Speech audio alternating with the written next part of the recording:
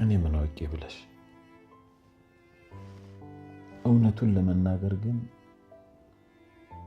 አንቺን ካገኘው በኋላ ነበር ትክክለኛው ህይወቴን መኖር የጀመርኩት። ማለት አባ አንቺን ከማግኘቴ በፊት ህይወቴ ተመሰቃቀለሽ ነበር።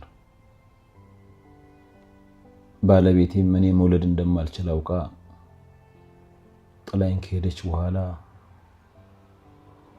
በተለያዩ ሱሶች ውስጥ ተዘፍቄ ነበር። እቅማለሁ፣ አጨሳለሁ፣ እጠጣለሁ። እሱ ነገር ትንሽ ትዝ ይለኛል።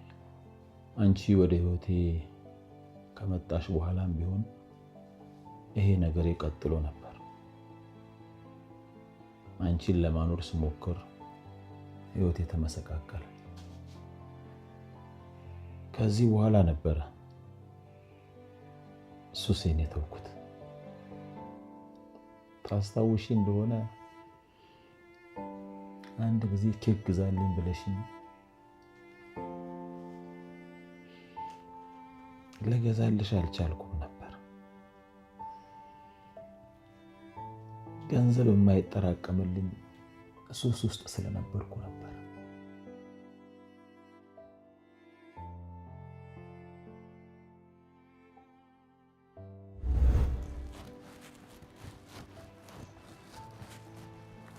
አባ ወይ የት ነው? እንደተለመደው ብስኩት ልገዛልሽ ነው። እኔ ግን ኬክ ነው የምፈልገው። ኬክ? አው ዛሬ ትምህርት ቤት የተማሪበት ኬክም እየበሉ ነበር። እኔ ግን አልበላሁም። ለምንድን ነው ያልበላሽው? አልሰጥም አሉት። ከዛ እኔም አባቴ ይገዛልኛል አልኳቸው። ኩበስ የኔ ልጅ እኔ እገዛልሻለሁ። እሺ ቶሎ እመጣለሁ። እሺ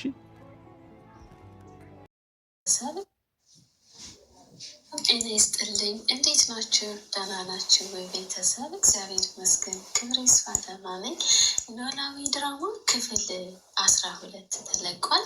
ሀና ከስራ ውላ ስትመጣ በጣም እንደደከማት ምግብ መስራት እንደማትችል ትነግረዋለች ለአባቷ።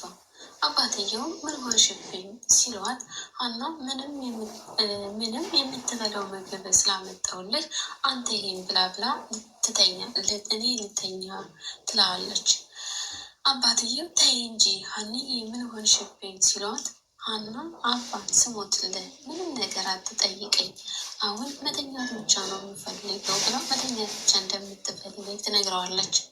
አባትየው እኔስ ልጄ ምን ሆኖ ነው ብዬ ነው ጭንቀቴ ሲሉ ሀና ምንም አልሆንኩም አንተ አትጨነቅ እሺ አባ፣ ነገ ጧት እናወራለን ብላ ትተኛለች። አባትየው ያመጣችው ምግብ እሷ ካልበላች እንደማይበሉ ስለነገራት አብረው ምግብ ይበላሉ።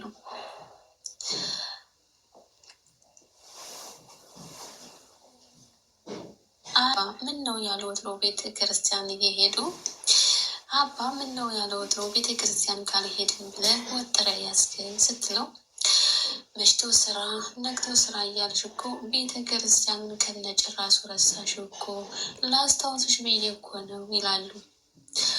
ሀና አባ እኔ ግን እንደዚህ አይመስለኝም፣ እንዲሁ በውስጥ የሆነ ነገር ይዛሃል፣ እውነቴን ነው አባ ስትል እሱስ ልክ ነሽ ብለው ከኪሳቸው ውስጥ ያለው መዝገበ ጸሎትን አውጥተው ከዛ ከመሀሉ ያስቀመጡትን ፎቶ ይሰጧትና ይህን ፎቶ ታስታውሸዋለሽ ብለው ጠይቋታል።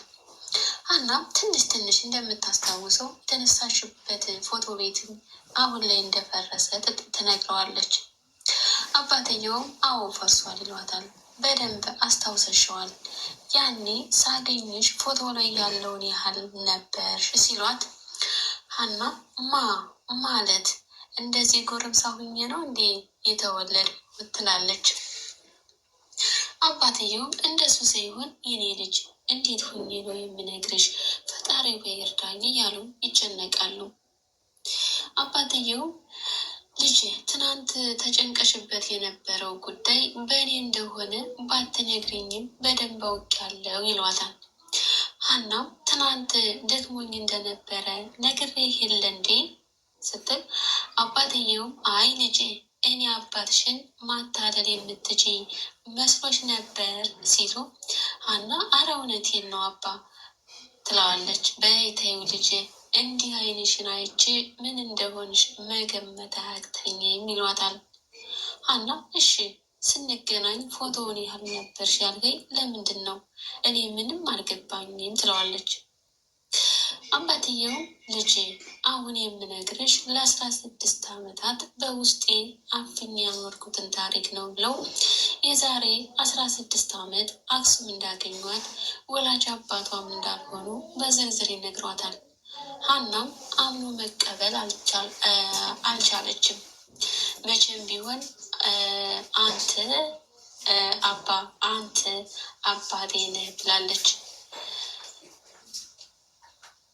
የነ ሰላም እናትም ከሄደችበት ከቱርክ መታ ሰላም ካለቻቸው በኋላ ሰላም እናቷ በመምጣቷ ደስ አላላትም።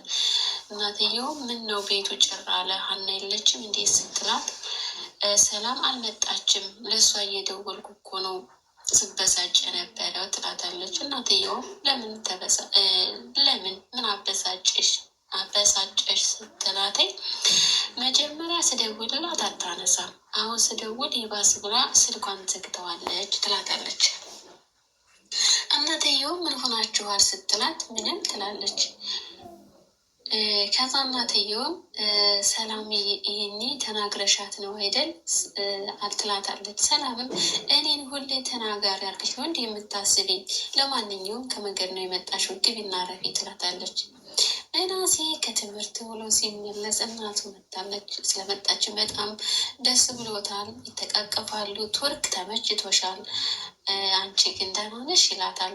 ደህና ነኝ፣ ያንተ ጉዳይ ነበር በጣም ሲያስጨንቀኝ የነበረው፣ ግን እንደማየው በጣም ደህና ነህ ስትለው ምናሴም እኔ በጣም ደህና ነኝ፣ ሀና በደንብ እንደተንከባከበችው ይነግራታል። እናትየውም ሀና ብቻ ተንከባከበች ወይስ እህትም ስትለው እህቴማ የውህት አይደለች መንከባከብ ግዴታዋ ነው ይላታል።